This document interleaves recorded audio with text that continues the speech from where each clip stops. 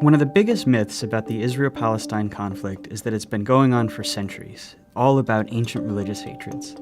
In fact, while religion is involved, conflict's mostly about two groups of people who claim the same land, and it really only goes back about a century to the early 1900s. Around then, the region along the eastern Mediterranean we now call Israel-Palestine, been under Ottoman rule for centuries, was religiously diverse, including mostly Muslims and Christians, also a small number of Jews who lived generally in peace.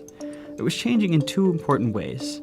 First, more people in the region were developing a sense of being not just ethnic Arabs, but Palestinians, a distinct national identity. At the same time, not so far away in Europe, more Jews were joining a movement called Zionism, which said that Judaism was not just a religion, but a nationality, one that deserved a nation of its own. And after centuries of persecution, many believed a Jewish state was their only way of safety and saw their historic homeland in the Middle East as their best hope for establishing it. In the first decades of the 20th century, tens of thousands of European Jews moved there. After World War I, the Ottoman Empire collapsed, and British and French empires carved up the Middle East, the British taking control of a region it called the British Mandate for Palestine. At first, the British allowed Jewish immigration, but as more Jews arrived, settling into farming communities, tension between Jews and Arabs grew. Both sides committed acts of violence, and by the 1930s, the British began limiting Jewish immigration. In response, Jewish militias formed to fight both the local Arabs and to resist British rule. Then came the Holocaust, leading many more Jews to flee Europe for British Palestine and galvanizing much of the world in support of a Jewish state. In 1947, as sectarian violence between Jews and Arabs there grew, the United Nations approved a plan to divide British Palestine into two separate states. One for Jews, Israel, and one for Arabs, Palestine. The city of Jerusalem, where Jews, Muslims, and Christians all have holy sites, was to become a special international zone. The plan was meant to give Jews a state, to establish Palestinian independence, and to end the sectarian violence that the British could no longer control. The Jews accepted the plan, and they declared independence as Israel. But Arabs throughout the region saw the UN plan as just more European colonialism trying to steal their land. Many of the Arab states, who had just recently won independence themselves, declared war on Israel in an effort to establish a unified Arab Palestine where all of British Palestine had been. The new state of Israel won the war. But in the process, they pushed well past their borders under the UN plan, taking the western half of Jerusalem and much of the land that was to have been part of Palestine. They also expelled huge numbers of Palestinians from their homes, creating a massive refugee population whose descendants today number about 7 million. At the end of the war, Israel controlled all of the territory except for Gaza, which Egypt controlled, and the West Bank, named because it's west of the Jordan River, which Jordan controlled. This was the beginning of the decades-long Arab-Israeli conflict. During this period, many Jews in Arab-majority countries fled or were expelled, arriving in Israel. Then something happened that transformed the conflict.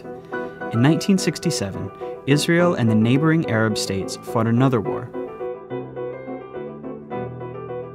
When it ended, Israel had seized the Golan Heights from Syria, the West Bank from Jordan, and both Gaza and the Sinai Peninsula from Egypt. Israel was now occupying the Palestinian territories, including all of Jerusalem and its holy sites. This left Israel responsible for governing the Palestinians, a people it had fought for decades. In 1978, Israel and Egypt signed the US-brokered Camp David Accords. Shortly after that, Israel gave Sinai back to Egypt as part of the peace treaty. At the time, this was hugely controversial in the Arab world. Egyptian President Anwar Sadat was assassinated in part because of outrage against it. But it marked the beginning of the end of the wider Arab-Israeli conflict. Over the next few decades, the other Arab states gradually made peace with Israel, even if they never signed formal peace treaties. But Israel's military was still occupying the Palestinian territories of the West Bank and Gaza, and this is when the conflict became an Israeli-Palestinian struggle. The Palestinian Liberation Organization, which had formed in the 1960s to seek a Palestinian state, fought against Israel, including through acts of terrorism. Initially, the PLO claimed all of what had been British Palestine, meaning it wanted to end the state of Israel entirely. Fighting between Israel and the PLO went on for years. even including a 1982 Israeli invasion of Lebanon to kick the group out of Beirut. The stillness of the ceasefire in southern Lebanon was shattered today by the sound of guns, bombs, and planes. The PLO later said it would accept dividing the land between Israel and Palestine, but the conflict continued. As all of this was happening, something dramatic was changing in the Israel-occupied Palestinian territories. Israelis were moving in. These people are called settlers, and they made their homes in the West Bank and Gaza, whether Palestinians wanted them or not. Some moved for religious reasons, some because they want to claim the land for Israel, some just because the housing is cheap, often subsidized by the Israeli government. Some settlements are cities with thousands of people, others are small communities deep into the West Bank. If you've always felt a deep yearning for Jerusalem, now is a once-in-a-lifetime opportunity, not only to stand within its gates, but also to build the home of your dreams there. The settlers are followed by soldiers to guard them, and the growing settlements force Palestinians off of their land and divide communities. Short-term, they make the occupation much more painful for Palestinians. Long-term, by dividing up Palestinian land, they make it much more difficult for the Palestinians to ever have an independent state. Today, there are several 100,000 settlers in occupied territory, even though the international community considers them illegal. By the late 1980s, Palestinian frustration exploded into the Intifada, which is the Arabic word for uprising. It began with mostly protests and boycotts, but soon became violent. Israel responded with heavy force. A couple hundred Israelis, over 1,000 Palestinians died in the First Intifada. Around the same time, a group of Palestinians in Gaza, who considered the PLO too secular, too compromise-minded, created Hamas, a violent extremist group dedicated to Israel's destruction. By the early 1990s, it's clear that Israelis and Palestinians have to make peace. The leaders from both sides signed the Oslo Accords. This is meant to be the big first step toward Israel maybe someday withdrawing from the Palestinian territories and allowing an independent Palestine. The Oslo Accords established the Palestinian Authority, allowing Palestinians a little bit of freedom to govern themselves in certain areas. Hardliners on both sides opposed the Oslo Accords. Members of Hamas launched suicide bombings to try to sabotage the process. The Israeli right protests peace talks, with ralliers calling Prime Minister Yitzhak Rabin a traitor and a Nazi. Not long after Rabin signs the second round of Oslo Accords, a far-right Israeli shoots him to death in Tel Aviv. This violence showed how extremists on both sides can use violence to derail peace, keep a permanent conflict going as they seek the other side's total destruction. That's a dynamic that's been around ever since. Negotiations meant to hammer out the final details on peace drag on for years, and a big Camp David summit in 2000 comes up empty. Palestinians come to believe peace isn't coming, rise up in a second intifada, this one much more violent than the first. By the time it wound down a few years later, about 1,000 Israelis and 3,200 Palestinians had died. The second intifada really changes the conflict. Israelis become much more skeptical that Palestinians will ever accept peace or that it's even worth trying.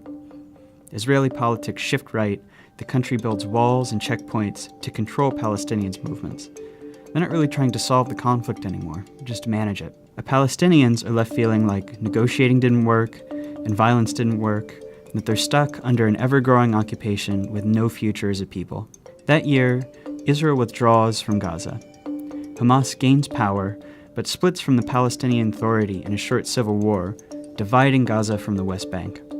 Israel puts Gaza under a suffocating blockade, and unemployment rises to 40%. This is the state of the conflict as we know it today. It's relatively new, and it's unbearable for Palestinians. In the West Bank, more and more settlements are smothering Palestinians, often respond with protests and sometimes with violence, though most just want normal lives. In Gaza, Hamas and other violent groups have periodic wars with Israel. The fighting overwhelmingly kills Palestinians, including lots of civilians. In Israel itself, most people have become apathetic. For the most part, the occupation keeps the conflict relatively removed from their daily lives, with moments of brief but horrible violence. There's little political will for peace. No one really knows where the conflict goes from here. Maybe a third intifada, maybe the Palestinian Authority collapses. But everyone agrees that things as they are now can't last much longer, Israel's occupation of the Palestinians is too unstable to last, and that unless something dramatic changes, whatever comes next will be much worse.